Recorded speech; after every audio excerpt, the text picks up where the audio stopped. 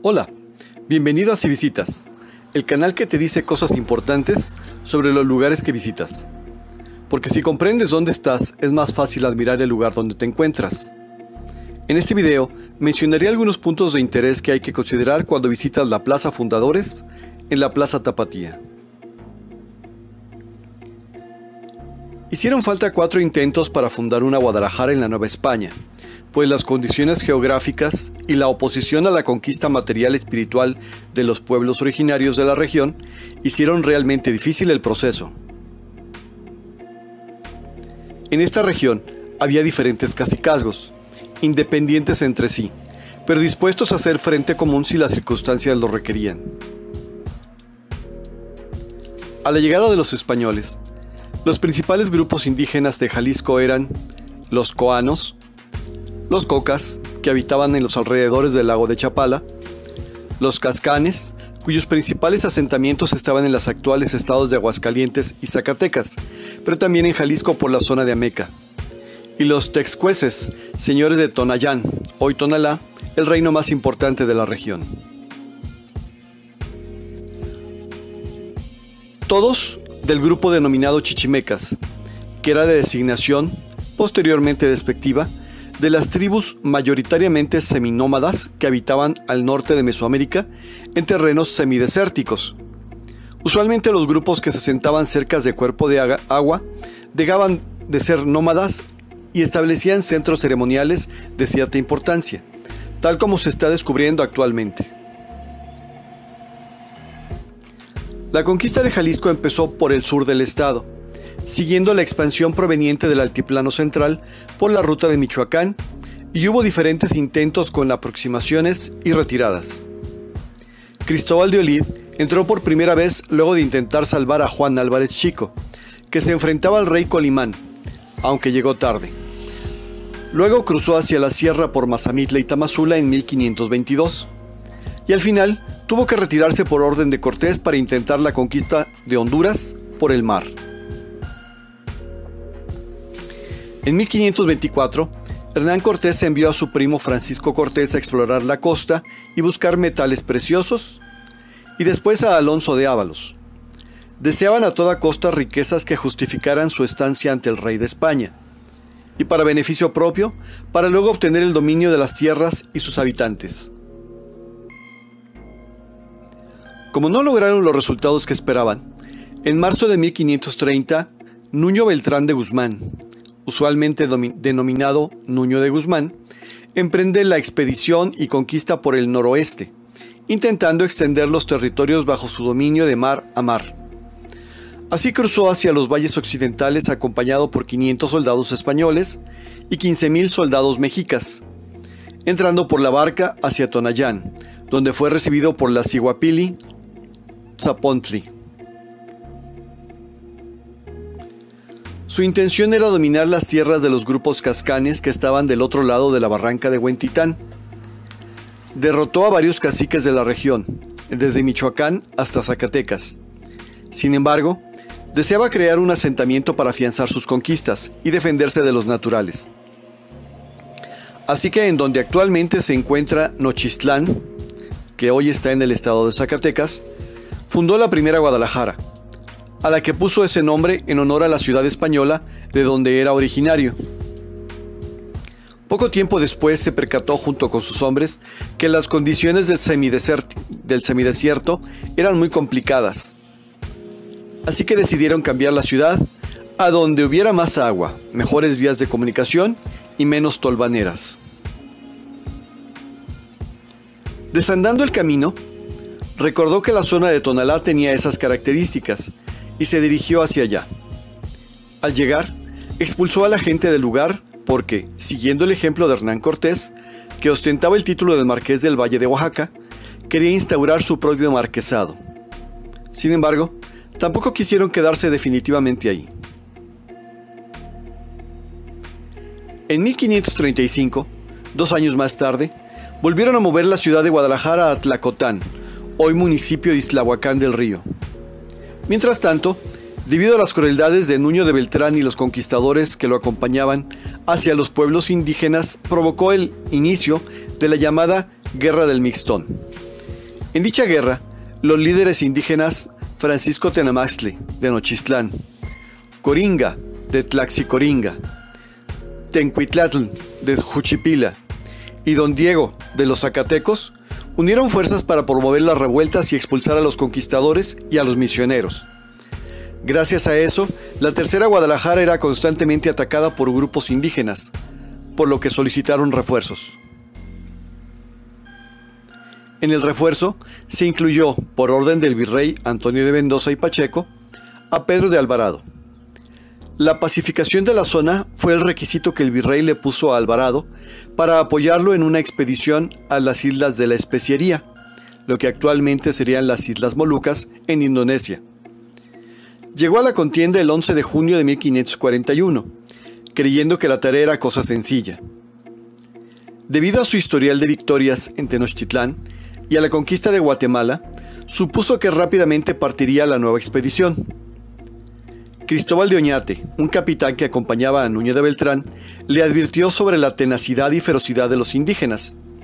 Pero haciendo caso omiso, Alvarado con voz ronca y fuerte dijo: «Vergüenza es que 4 gatillos encaramados en los riscos hagan tanto ruido como para alborotar 2 reinos, Nueva España y Nueva Galicia.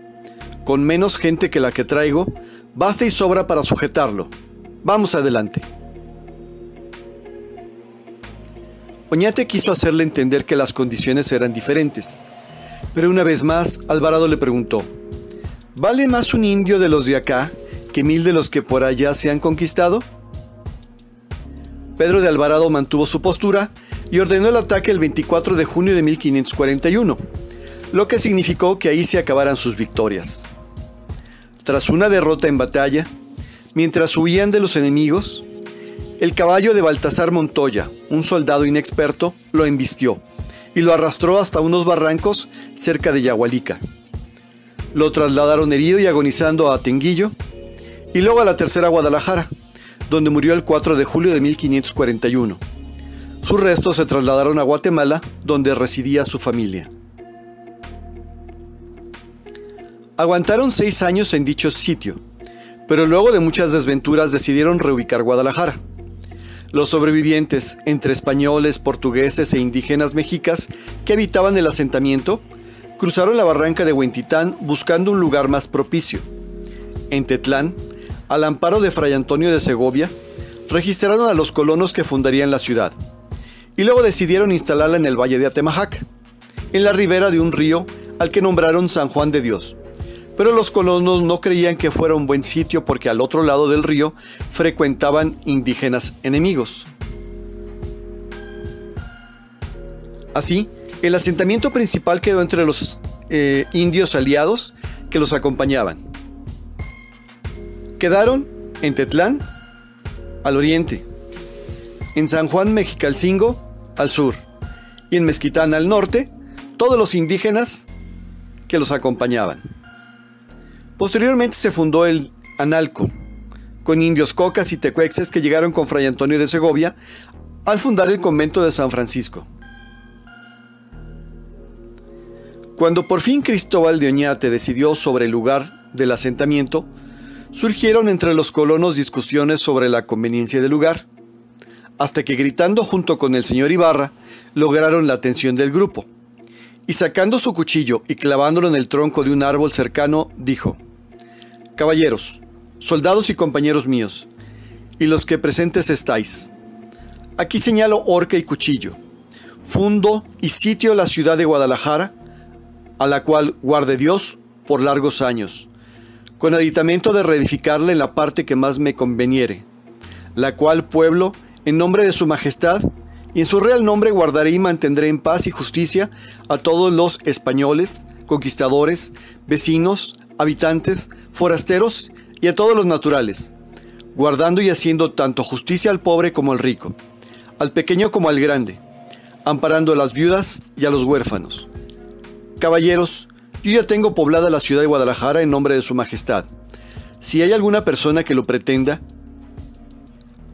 que intente contradecirme, salga conmigo al campo, donde le pondré a batallar, lo cual se lo aseguro, porque en su defensa ofrezco morir, ahora y en cualquier tiempo, defendiéndola por el rey, mi señor, como su capitán, criado y vasallo, y como caballero. Repitió esto en 3 ocasiones para que no quedara lugar a dudas. Como los colonos seguían intranquilos e incrédulos, tuvo que hablar la señora Beatriz Hernández, que se colocó al lado de Oñate. Logrando el silencio en la reunión y gritando a la multitud, dijo: «Gente, aquí nos quedamos.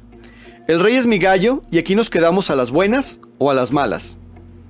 Su esposo, Diego Sánchez Olea, lo miraba perplejo, pero la reacción general fue de aplausos y cantos de júbilo. Así que el 5 de febrero de 1542, Oñate nombró a los integrantes del nuevo ayuntamiento que dirigiría la nueva ciudad. Se registraron 63 familias fundadoras españolas y se instaló el primer ayuntamiento de la actual Guadalajara, presidido por Miguel de Ibarra, oriundo de Vizcaya.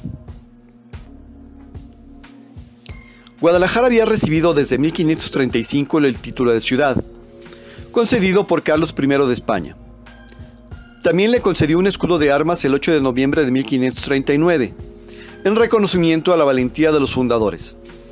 Este escudo, con algunas modificaciones, es el que hoy se usa para todo el estado de Jalisco. El lugar del asentamiento de la noble ciudad de Guadalajara era el valle de Atemajac.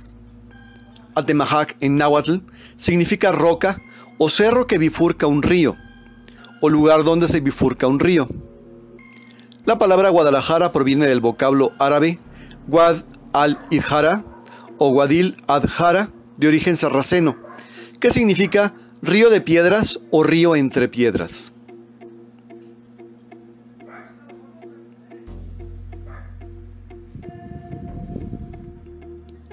La Plaza Fundadores era antes ocupada por una manzana de construcciones coloniales que ya no existen. También había unos portales, en lo que era conocido como el Mercado de San Agustín, gracias a la plaza que ahí había. El 30 de abril de 1909, los portales se incendiaron, y solo un pasillo que los separaba del Teatro Degollado salvó al Teatro del Siniestro. Tras el fuego, el gobierno decidió no volver a permitir el comercio y los arcos fueron derribados. Para conmemorar el lugar de la fundación, se creó la Plaza Fundadores, protagonizada por un friso de los fundadores de Guadalajara, esculpido por Rafael Samarripa Castañeda. Mide 3 metros de alto por 21 de largo. Está realzado en alto relieve, forjado en bronce que representa a los personajes fundadores de la ciudad.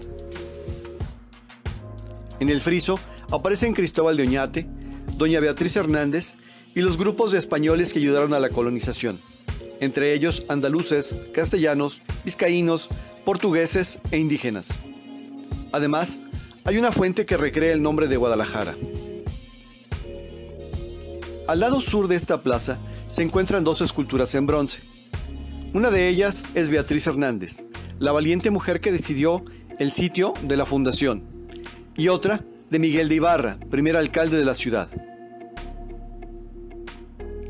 El origen de las 63 familias peninsulares que fundaron Guadalajara contaba con 13 familias andaluzas, 16 castellanas, 6 extremeñas, 9 montañesas, 8 familias portuguesas y 11 vascas. Estos lograron sobrevivir al ataque de los cascanes en el asentamiento de Tlacotlán. Si te gustó, suscríbete y recuerda darle like.